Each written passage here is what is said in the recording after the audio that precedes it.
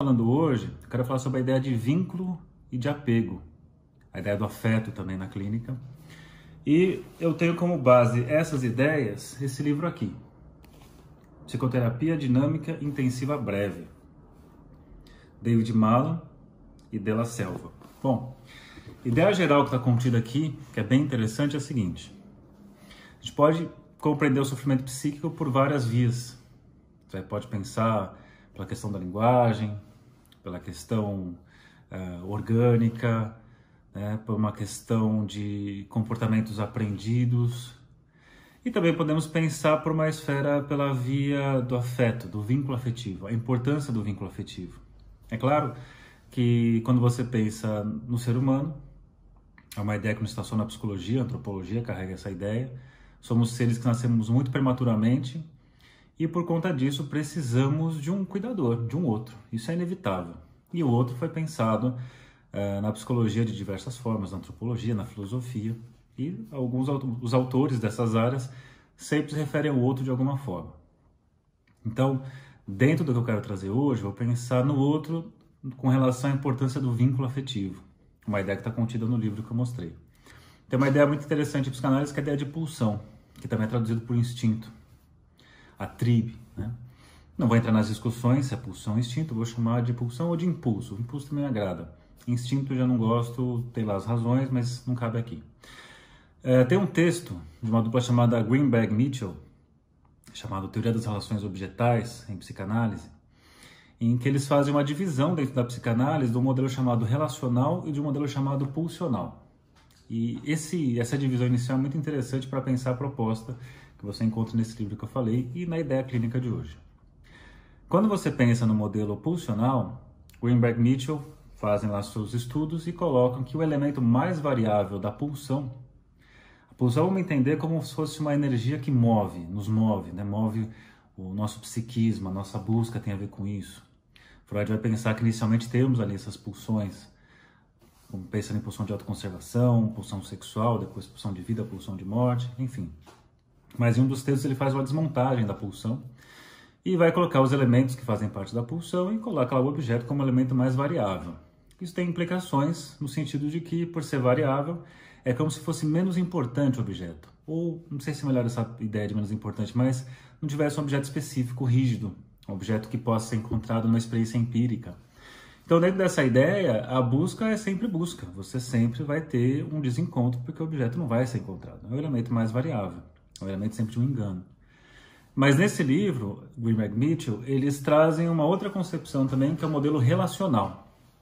No modelo relacional, vai ser colocado que o modelo menos variável da pulsão é o objeto. Então é interessante isso, porque nessa perspectiva, nascemos, de acordo com essa perspectiva, direcionados a um objeto específico. E vai até mais longe, tem um trecho aqui desse livro, do Gabbard, livro muito legal para quem quer estudar a psicodinâmica, que diz assim, ó, olha só, os impulsos, que é a pulsão, a teoria das relações objetais, por sua vez, sustenta que os impulsos surgem no contexto de uma relação. Interessante isso. Em Freud, a pulsão já está dada, e aí tem essa busca por esses objetos, né, para que possa acontecer a descarga da tensão que é produzida. Agora, quando você pensa no modelo relacional, e aqui o Gabbard ele está de alguma forma se amparando, né, utilizando o raciocínio do Greenberg-Mitchell, você tem então que o elemento menos variável é o objeto e mais ainda, vai colocar que os impulsos surgem no contexto de uma relação. Bom, então essa ideia é bem interessante, né, mostra uma mudança de posicionamento clínico muito grande, isso tem diferenças assim, gigantescas no lugar de escuta, no lugar de intervenção. Então diz aqui, ó, alguns autores seguem esse ponto de vista, por exemplo, Winnicott. O Winnicott, dentro do Greenberg-Mitchell, está na teoria das relações objetais, no modelo relacional. E o Winnicott, por exemplo, ele vai dizer, além de todas essas coisas, que essas propostas de quando falam que um bebê tem capacidades introjetivas, projetivas, de cindir, etc. e tal, ele fala, olha, isso é muito complexo para um bebê, viu? E por que ele fala com autoridade? Porque ele é um pediatra, além de psicanalista, e que atendeu mais de 60 mil crianças. Então ele tem, assim, uma certa experiência empírica grande para dizer que não concorda, não está dizendo que é impossível, ok? É outra perspectiva, mas que ele não concorda com esse modelo de bebê super sofisticado. Ele vai dizer o seguinte: nascemos com uma tendência inata à integração e dependemos do ambiente, no caso é um cuidador, só que o cuidador não é percebido ainda como um objeto externo, como uma outra pessoa. Então imagine que o bebê nasce, ele nasce no mundo, o cuidador está aqui. O cuidador é um ambiente para ele, não é uma coisa que ele se relaciona, ele está sendo cuidado aqui. Bom, vai dizer então uma tendência inata à integração que depende desse ambiente e se acontecer alguma coisa, né, até coloca aqui, o bebê está sempre a pique de sofrer uma ansiedade inimaginável, que seria um tipo de falha desse ambiente que deixaria esse bebê cair, né? Sai o ambiente, cai o bebê. E o tipo de ansiedade seria inimaginável, impossível de representar. Um tipo de sofrimento sem eira nem beira. Alguns poderiam pensar no real do Lacan. Mas eu não vou trazer isso aqui agora, porque são teorias que para conversar precisa de muito trabalho entre elas e não cabe aqui. Bom, assim como ele, outros autores atribuem grande importância a esse cuidado inicial, que visa neutralizar essas experiências de precariedade inicial. Aliás, eu falei do Lacan aqui, falei que não vou entrar nele, mas eu trouxe só uma citação que ele faz. Ele faz uma citação de um outro autor, mas ele diz assim: a vida é o conjunto de forças que resiste à morte. É uma ideia interessante. É uma ideia de, por exemplo, a gente, como Lacan traz, que só existe uma pulsão de morte, e todos os esforços que existem para a neutralização de uma parte da pulsão de morte para que a vida possa ali existir, nessa luta, conjunto de forças que resiste à morte. É uma ideia que você vai encontrar no Firenze já, anteriormente a Lacan e ao Winnicott, e é uma ideia que dentro do raciocínio aqui, dessa ideia clínica de hoje, funciona muito bem. A importância desses cuidados, porque se ninguém cuidar desse bebê, ele não vai sobreviver. Muito bem. Então, seguindo aqui, coloquei essa citação e vem. Aliás, também aproveitando o Lacan mais uma vez, isso que eu não ia falar dele, mas eu faço só mais um pouquinho, que ele vai dizer que esse momento inicial, a importância da mãe é fundamental, o desejo da mãe é fundamental. Só que eu não vou me aprofundar no Lacan aqui por um motivo específico dentro dessa aula de hoje. Porque se a gente for pensar dentro do modelo de Greenberg-Mitchell, o Lacan estaria no modelo pulsional e não no relacional. Então, vou dar continuidade deixando o Lacan para lá. Bom, na leitura de Bowlby, vai dizer o seguinte: decorrente do nascimento prematuro, o ser humano depende por muito tempo de cuidadores. Sua sobrevivência subordina-se a um vínculo seguro com esses indivíduos. Então, para Bowlby, pensando no modelo relacional, apesar de não ser exatamente do modelo relacional, em algumas perspectivas epistemológicas, mas dentro do nosso raciocínio, a importância do vínculo, do afeto, da relação, ele cabe aqui. Então ele vai dizer isso. Então o ser humano depende por muito tempo de cuidadores. Sua sobrevivência subordina-se a um vínculo seguro com esses indivíduos.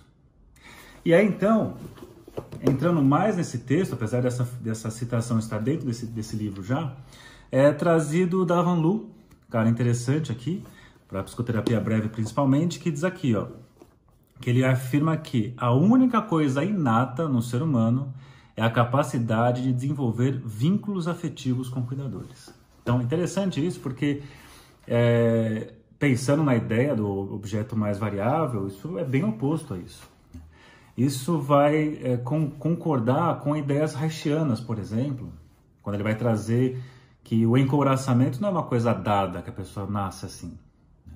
Nós nascemos disponíveis para uma relação com o outro, para o cuidado com o outro, para uma relação afetiva com o outro. E é na impossibilidade disso que vão criando-se encouraçamentos. Pensando talvez aqui também em Winnicott, ele vai dizer dessa tendência inata à integração inicial e de um movimento rumo a um gesto espontâneo. Que se tiver correspondência do outro lado, se tiver alguém que estique a mão ali, ou como diz o Gilberto Safra, no Poética da Clínica Contemporânea, ele vai dizer que quando chega o bebê no mundo, alguém que porta a experiência desse mundo precisa receber esse bebê para que ele possa, então, como se tivesse de fato esse ambiente para que ele possa caminhar, engatinhar inicialmente e receber ao pouco, em doses homeopáticas, essa experiência de mundo que já está dado nesse outro, lembrando o outro mais uma vez na história. Então, retomando aqui a nossa ideia, que eu abri a ideia clínica de hoje, para falar um pouco de uma das formas de entender o sofrimento psíquico, eu vou dentro dessa perspectiva que eu descrevi até agora. a importância do vínculo, o vínculo inato, coisa que eu já coloquei. E aí vem assim, ó, quando acontece a frustração e impedimento. Até fiz um breve comentário no Reich, né, do encoraçamento, mas eu chego lá uma conclusão em cima disso. Retomando a ideia inicial do texto, o sofrimento psíquico, a partir desse pequeno percurso acima, é pensada a questão da frustração e impedimento, né, o impedimento desse vínculo. Então, entender o sofrimento psíquico, dentro dessa perspectiva, como uma frustração ou impedimento de vínculo. Olha só. Ela provoca dor interna e raiva reativa com relação aos privadores. Na saúde, quando as condições não são frustrantes, temos a possibilidade do amor e do apego, que é inato. No outro extremo, quando existe extrema frustração e impedimento, se levantam defesas contra a proximidade emocional. Então, de um lado, eu tenho essa possibilidade de estabelecimento de vínculos, afetos, a relação de amor, algo inato. E no outro lado, quando isso não pode acontecer, eu tenho um impedimento, eu vou ter como defesa a proteção contra a proximidade emocional. Aí é interessante no livro, que ele vai fazer esse desenho aqui e faz uma descrição, vou colocar na tela para vocês, que diz assim: Malan e Della Selva, que são os autores desse texto, descrevem passo a passo esse processo dentro de uma espiral. Na verdade, uma espiral, são círculos dentro de círculos, né? Pensando desde a ideia desse vínculo, dessa capacidade inata de estabelecer vínculo, até um extremo, para fora desses círculos, da impossibilidade e do distanciamento. E coloca assim: no centro encontra-se a luta pelo amor e apego, inata em nossa espécie. Quando o desejo de afeto é frustrado, é impossibilitado, isso causa dor e pesar. Quando isso é impossibilitado, causa essa dor e o pesar, e isso vai desencadear uma raiva retaliatória do privador. Então, aquele que privou isso, você pode estar pensando aqui no cuidado materno, cuidado paterno, a família, por exemplo, os primeiros cuidadores. Então, por conta dessa impossibilidade, foi privado desse amor, desse vínculo. Acontece, então, uma raiva retaliatória, só que essa raiva retaliatória vai levar um sentimento de culpa. E esse sentimento de culpa leva a uma ansiedade. Afinal, eu estou com raiva daquele que eu necessito de afeto, de vínculo, de cuidado, de amor.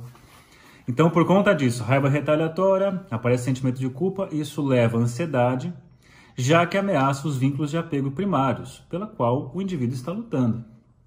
Veja só, você está com raiva, ódio daquele que você necessita e ama. Então, por conta disso, cria uma situação complexa de culpa. Essa culpa leva a uma ansiedade e põe aqui. Finalmente, se esses impulsos inatos voltados para o vínculo e para o apego são negligenciados ou perturbados com muita frequência, viu que é uma vez só, é uma frequência isso, o indivíduo começa a estabelecer uma distância, tanto com relação aos seus próprios afetos, quanto com relação às outras pessoas. Ou seja, tem um distanciamento porque é muito complexo lidar com a culpa, que a culpa tem a ver com essa raiva retaliatória, que tem a ver com uma posição frente à negligência do cuidado do outro. Para não ter que lidar com isso, com essa ansiedade que fica diante da raiva frente à negligência e à culpa que decorre disso, a pessoa prefere se afastar. Essa barreira contra a proximidade emocional e contra a intimidade com o seu mundo interno e os outros está apresentada pela camada externa, descrita por Davanlu como defesas contra a proximidade emocional. Tais defesas são quase sempre caracterológicas e difusas. Reich referiu-se a elas como couraça caracterológica, enquanto Winnicott usou o termo falso self. Lembra que eu falei mais no comecinho da aula aqui, que o Reich fala dessa disponibilidade para amar e relacionar-se com o outro, e que o encoraçamento ele decorre da impossibilidade disso, assim como para o Winnicott tem a possibilidade do gesto espontâneo desde que encontre correspondência nesse outro. E se isso não acontece, tem um certo retraimento e no lugar disso fica uma defesa em submissão a esse outro, que por trás esconde uma raiva retaliatória, uma culpa por conta da frustração diante da necessidade desse vínculo, do afeto e do amor do outro. Bom, esse é o raciocínio geral. Pensando nisso, vem a pergunta, dentro dessa perspectiva, qual que é a função da psicoterapia? Para Davanlu, Precisamos romper com essa barreira contra a intimidade e contra a proximidade na transferência se quisermos ter esperança de acessar os sentimentos negados que se encontram sob ela. Então, de alguma forma, isso tudo está encouraçado, né, está em camadas abaixo, o que aparece uma superfície distante. O objetivo da análise seria conseguir atravessar isso e chegar a esses sentimentos negligenciados. Isso fica muito claro aqui, ó. Vai aparecer o desenho para vocês. Então, olhando aqui no desenho, você tem no centro, primeiro, amor e apego, depois o 2, dor e pesar, depois a terceira camada, raiva, a quarta camada, culpa, e a quinta camada, defesa contra a proximidade emocional. Então, é um modelo interessante, um modelo que exige um manejo específico e que eu acredito que usar esse raciocínio possa contribuir na sua escuta clínica e no manejo. Então é isso, bons estudos e até a próxima.